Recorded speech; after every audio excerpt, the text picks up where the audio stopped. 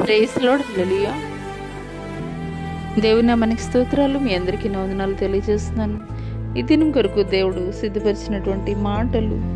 ప్రియ సహోదరి సహోదరుడా, నేను దేవుని యొక్క చిత్త ప్రకారం నా యొక్క జీవితాన్ని కొనసాగించాలని నీవు యోచిస్తున్నావా?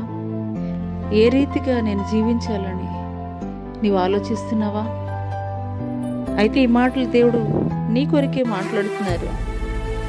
మెలకువగా ఉండుడి, విశ్వాసమందు నిలకడగా ఉండుడి, పౌరుషము గలవారై ఉండుడి, బలవంతులై ఉండుడి, మీరు చేయు కార్యములన్నీ ప్రేమతో చేయుడి. ఈ మాటలు వింటున్నటువంటి ప్రియనేస్తున్నా, ఇక్కడ మెలకువగా ఉండుడి అని అంటే శారీరకంగా మెలకువగా ఉండి ప్రార్థన చేయడమే కాదు, నీ ఆత్మ మెలకువ కలిగి ఉండాలని దేవుడు తెలియజేస్తున్నాడు. అంటే బుద్ధి కలిగినటువంటి కన్యకలు ఏ రీతిగా రాకడ కొరకు సిద్ధపడినటువంటి వారిగా ఉన్నారు, అదే రీతిగా ఆత్మలో మెలకువ కలిగి ఉండాలని దేవుడు తెలియజేస్తున్నాడు. అదే రీతిగా విశ్వాసమందు నిలకడగా ఉండుడి అని దేవుడు తెలియజేస్తున్నాడు. ఒక అపోస్తలుడైన పౌలు గారు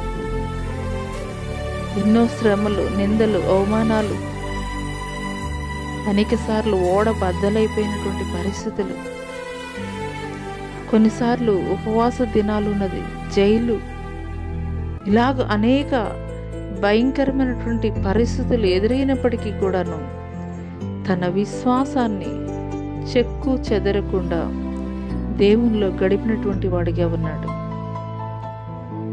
ఆ తర్వాత పౌరుషము గలవారై ఉండుడి అని దేవుడు మాట్లాడుతున్నారు. పౌరుషము గలవారై ఉండుడి అని అంటే దేవుని పక్షముగా నిలబడేటువంటి విషయంలో మనం అన్ని వేళలా కూడా పౌరుషము గలవారై ఉండాలి. దేవుని నామాన్ని ప్రకటించడంలో, దేవుని సువార్తను ప్రకటించడంలో, దేవుని కొరకు నిలబడేటువంటి విషయంలో పౌరుషము కలిగి ఉండాలని దేవాదేవుడు తెలియజేస్తున్నాడు. బలవంతులై ఉండుడి. బలవంతులై ఉండుడి అంటే ఇక్కడ శారీరకమైనటువంటి బలమే కాదండి, ఆత్మీయమైనటువంటి బలం. ఆత్మీయమైనటువంటి బలము నీవు కలిగి ఉన్నట్లయితే, మనం పోరాడున్నది ఈ లోకనాథులతోటి కాదు కానీ అంధకార సంబంధమైనటువంటి దురాత్మ సమూహాలతోటి మనం పోరాడుతున్నామని అపోస్తలుడైన పౌలు గారు తెలియజేస్తారు.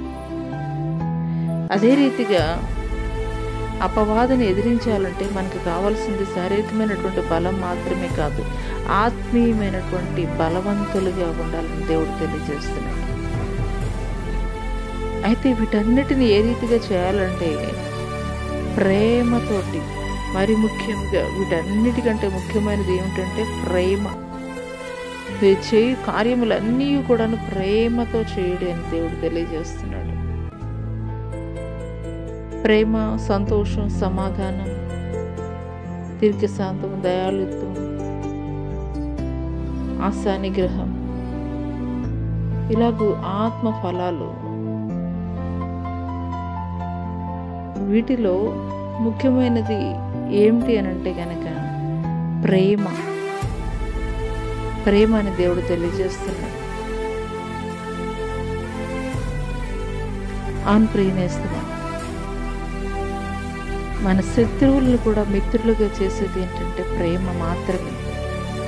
ప్రేమతోటి మాట్లాడే ఒక మాట, ప్రేమతోటి పలకరించే ఒక మాట శత్రువులను కూడా మిత్రులుగా చేస్తుంది. యేసుక్రీస్తు వారిని వారు చెరపట్టాలని వచ్చినటువంటి సమయంలో కూడాను దేవుడు ఆ యొక్క సైనికులతోటి మాట్లాడుతున్నారు, చెలికాడా అని. అవునేస్తమా, నీకు వ్యతిరేకంగా ఉన్నటువంటి వారిని కూడా నిన్ను ప్రేమించే వారిని మాత్రమే ప్రేమించడం వల్ల ఏమిటి ప్రయోజనం? నీకు విరోధులైనటువంటి వారు, నిన్ను శత్రువులను కూడా, నిన్ను దూషించే వారిని కూడా నువ్వు ప్రేమించాలి అనేది దేవుడు మనకు తెలియజేస్తున్నాడు. ఈ మాటలు దేవుడు నా కొరకే మాట్లాడుతున్నారని నువ్వు విశ్వసించగలిగినట్లయితే, దేవుడు యొక్క ఆలోచన ప్రకారం ఏ రీతిగా జీవించాలనే 5 విషయాల ద్వారా దేవుడు మనతోటి మాట్లాడి ఉన్నారు. ఈ 5 గుణగణాలని కూడా నువ్వు కలిగి ఉన్నట్లయితే ఆయన యొక్క రాకడ సమయములో మరి నిశ్చయముగా బుద్ధి కలిగిన కన్యకలు ఏ రీతిగా ఎత్తబడినటువంటి వారిగా ఉన్నారు, ఆయన రాకడను ఎదుర్కొన్నటువంటి వారిగా ఉన్నారు. పూర శబ్దం వినిన వెంటనే అదే రీతిగా ఈ యొక్క 5 సుగుణాలని కూడా నువ్వు కలిగి ఉన్నట్లయితే, క్రీస్తు యొక్క గుణగణాలని నువ్వు కలిగి ఉన్నట్లయితే, క్రీస్తు యొక్క గుణగణాలు నీవు కలిగి ఉన్నట్లయితే ఆయన రాకడ సమయంలో మరి నిశ్చయముగా మధ్యాకాశంలో ఆయనతో కూడా చేర్చబడేటువంటి భాగ్యాన్ని దేవునికి ఇవ్వబోతున్నాడు. అటు కృప దేవుడినికి దయచేయను గాక. ఆమేన్.